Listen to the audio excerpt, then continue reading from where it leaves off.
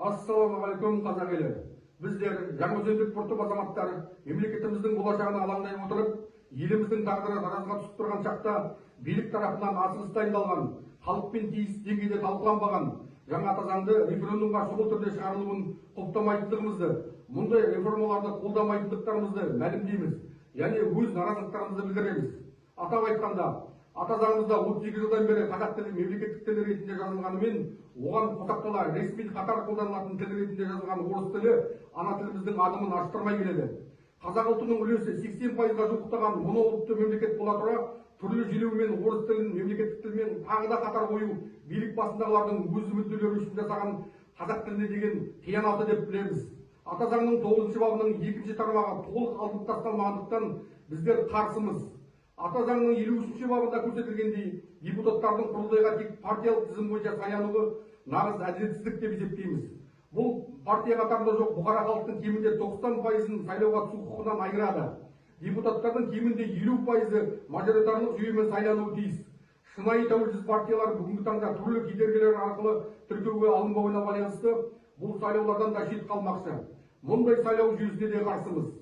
46 бап бойынша президент тікелей Конституциялық сот төрағасын, жоғары сот төрағасын, жоғары сот кеңесінің төрағасын, бас прокурорды, ұлттық қауіпсіздік комитетінің төрағасын, ұлттық банк төрағасын, орталық сайлау комиссиясының төрағасын, жоғары аудиторлық палата төрағасын, мемлекеттік күзет бастығын, Қазақстан Республикасының адам құқығы жөніндегі уәкілін тағайындайды және босатады.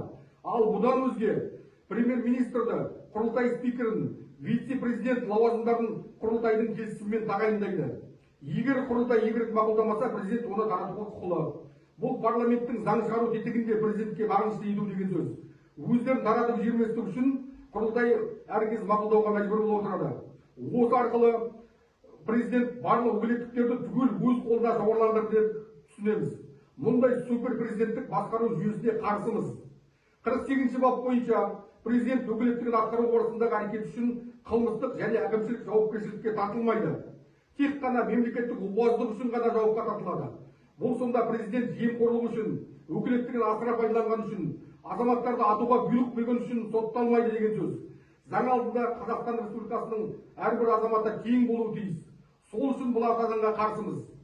Ата заңның 5 бабында 6 тармағында Қазақстан Республикасының жекелеген өңірлерінің экономикасын қарқынды дамыту мақсатында конституциялық заңдарға сәйкес қаржы саласына қатысты арнаулы құқықтық режим немесе қарқынды дамитын қала арнаулы құқықтық режимі белгіленуі мүмкін деп жазылған. Мәні түсініксізде өте бұлыңғыр жазылған бұл бап арқылы болашақта елімізде арнайы экономикалық аймақтар сияқты мемлекеттік басқаруда сот жүйесінде өзіндік ерекшеліктері бар шетелдік тұтас аймақтар қалыптасуы мүмкін деп алаңдаймыз. Егер бұл мәселе тек Алатау қаласына қатысты болса, онда ол анық көрсетілуі тиіс. Мемлекетіміздің ішіндегі құрылу мүмкін мұндай шағын шетелдік анклавтарға қарсымыз. 2022 жылы қаңтарда халық талап еткен саяси реформалар ішінде президенттік биліктен парламенттік басқару формасына көшу, президент құзыреттерін азайту, сайлау туралы заңды қайта қабылдау, сот реформасын жасау, 1993 жылғы ата заңға оралу бар болатын. Билік бұл талаптарды орындаған жоқ. Сайлау туралы заң қайта қабылданбағандықтан бұл референдум нәтижелеріне де үлкен күмәнмен қараймыз. 96 сөзіміздің толықтай түйіні біздер халықтың көптеген пікірлері ескерілмеген, халықпен тиісті деңгейде талқыланбаған, президент өкілеттіктерін одан әрі күшейтуге бағытталған, қазақ тілінің дәрежесін сол босағадағы күйінде қалдырған бұл ата заң жобасына наразымыз, яғни қарсымыз.